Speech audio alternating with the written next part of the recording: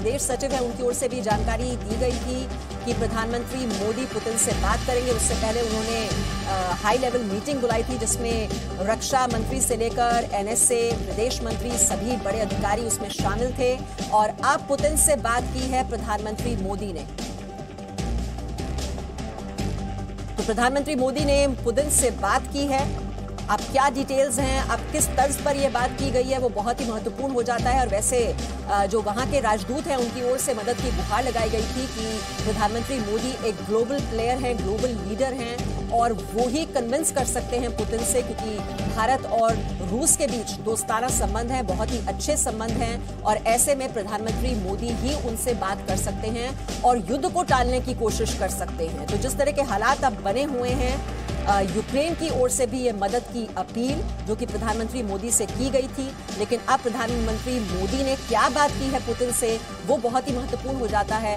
लेकिन सबसे जो बड़ी प्राथमिकता है भारत सरकार की वो स्पष्ट कर दी गई थी, जो बैठक बुलाई गई थी कि सबसे बड़ी प्राथमिकता है भारतीयों की वतन वापसी। ये सुनिश्चित किया जाए कि जो यूक्रेन में भारतीय छात्र फंसे हुए हैं, जो भारतीय लोग फंसे हुए हैं, उन्हें यहाँ पर देश में सुरक्षित लाया जाए। तो ये भारत सरकार की प्राथमिकता है, इसमें कोई दो राय नहीं। और ये स्पष्ट तौर पर ये बात इस बैठक में प्रधानमंत्री मोदी की ओर से कन्वे कर दी गई थी और इस बैठक के बाद अब उन्होंने पुतिन से बातचीत की है। पीएम मोदी ने बातचीत से हल निकालने को कहा है। तो डिप्लोमेसी के जरिए ही इस समस्या का समाधान निकाला जाए, ये बात हमेशा से भारत की ओर से कही जाती रही है। तो प्रधानमंत्री मोदी ने पुतिन से बात की है, पुतिन ने पीएम मोदी को हालात की जानकारी दी है और लगातार जो भारत का पक्ष रहा है इस संघर्ष में, जो कि हम देख रहे हैं रूस और यूक्रेन के बीच जो भीषण जंग जारी है, लगातार बात जो भारत की ओर से पक्ष रखा गया है वो यही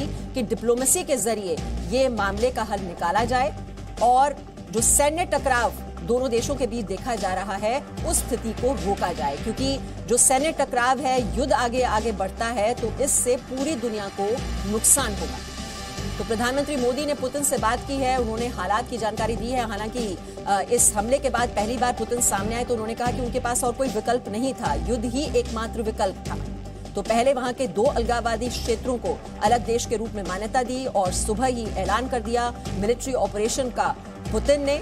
और उनके इस ऐलान के 5 मिनट के भीतर ही कीव समेत अलग अलग प्रांतों में 12 जगह धमाके हुए और एक के बाद एक हमने देखा किस तरह से रूसी सेना वहां पर आगे बढ़ती चली गई। यूक्रेन में 3 तरफ से ये हमला बोला गया यूक्रेन पर। हालांकि यूक्रेन की ओर से लगातार ये बात कही जा रही है कि वो मैदान में डटे हुए हैं, वो सामना करने के लिए तैयार हैं, लेकिन साथ ही साथ उन्होंने पूरी दुनिया से गुहार लगाई कि उनकी मदद की जाए, सैन्य मदद भी की जाए। और ये मदद की जहां तक की बात है तो मैसिव सैंक्शंस की बात लगातार कही जा रही है, नेटो की ओर से भी और अमेरिका की ओर से भी स्ट्रांग मैसेज दिया जा रहा है। यूरोपियन यूनियन के जो देश हैं वो भी एकजुट हो गए हैं इस बात को लेकर कि मैसिव सैंक्शंस लगाए जाएंगे और इकोनॉमी को हिट करने की कोशिश की जाएगी रूस की। लेकिन वहीं नेटो की ओर से हालांकि तैनाती की भी बात कही जा रही है कि 100 फाइटर जेट्स की तैनाती कर दी गई है। भूमध्य सागर में 120 जंगी जहाज तैनात कर दिए गए हैं। लेकिन इस बीच पीएम मोदी का ये वार्तालाप करना पुतिन के साथ, उनके साथ ये बातचीत करना, सुरक्षा को लेकर भी चर्चा की गई है, ये भी जानकारी मिल रही है। तो प्रधानमंत्री मोदी ने पुतिन से बात की है और जो सबसे बड़ी प्राथमिकता है, जो सबसे बड़ी प्रायोरिटी इस वक्त अगर भारत सरकार के लिए है तो वो है यूक्रेन में फंसे हुए लोगों को सुरक्षित यहां पर वतन में लाना।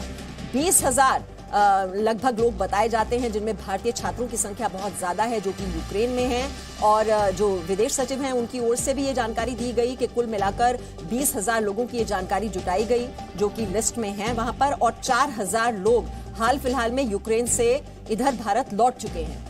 अब प्राथमिकता ये है कि और देशों का सहारा लेंगे क्योंकि एयर स्पेस जो है वो बंद हो चुकी है। ऐसे में पोलैंड के रास्ते उन्हें यहां पर भारत लाने की कोशिशें की जाएंगी। ये ऑल्टरनेट रूट्स पर तैयार किया जा रहा है। कंटिजेंसी प्लान जो है वो बनना शुरू हो गया था। इसको लेकर ये जो हाई लेवल मीटिंग बुलाई गई थी जिसकी तस्वीरें आप इस वक्त देख रहे हैं, मीटिंग लगभग ये 2 घंटे चली थी और उसके बाद ये जानकारी विदेश सचिव की ओर से दी गई कि हमारी प्राथमिकता है भारतीयों को सुरक्षित यहां पर वतन में वापस लाना। और जानकारी हम ले लेते हैं, हमारे सहयोगी रविंद्र इस वक्त हमारे साथ हैं। रविंद्र, पुतिन से बातचीत की है पीएम मोदी ने, क्या बातचीत हुई है, क्या डिटेल्स इसको लेकर?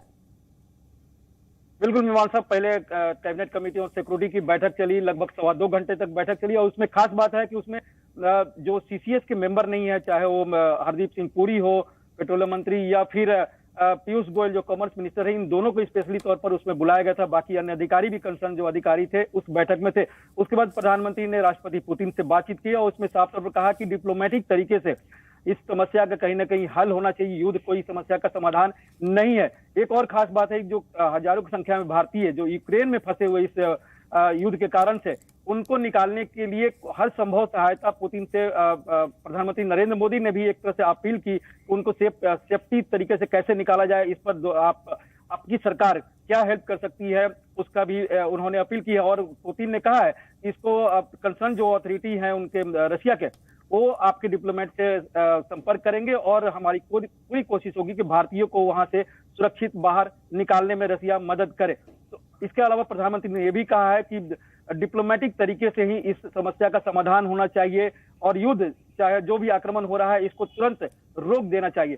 तो प्रधानमंत्री ने अपनी तरफ से एक भूमिका निभाई है, न सिर्फ भारतीयों को वहां से बाहर निकालने के लिए, बल्कि जो यूक्रेन के जो हालात बने हैं, युद्ध के जो बन गए हैं, और समस्या ये लग रहा है कि हो सकता है कि नाटो भी इसमें शामिल हो जाए, उससे कहीं ना कहीं दूर करने की कोशिश की है प्रधानमंत्री ने। और इस समस्या का समाधान बातचीत तरीके से। जी रविंद्र, बिल्कुल प्राथमिकता यही है कि जो भारतीय वहां पर फंसे हुए हैं उन्हें जल्द से जल्द यहाँ पर देश में लाया जाए। और इस बीच हमें बड़ी खबर मिल रही है, दक्षिण यूक्रेन में बड़ा नुकसान हुआ है। वहां पर 9 सैनिकों और 13 सिविलियंस की मौत की जानकारी मिल रही है।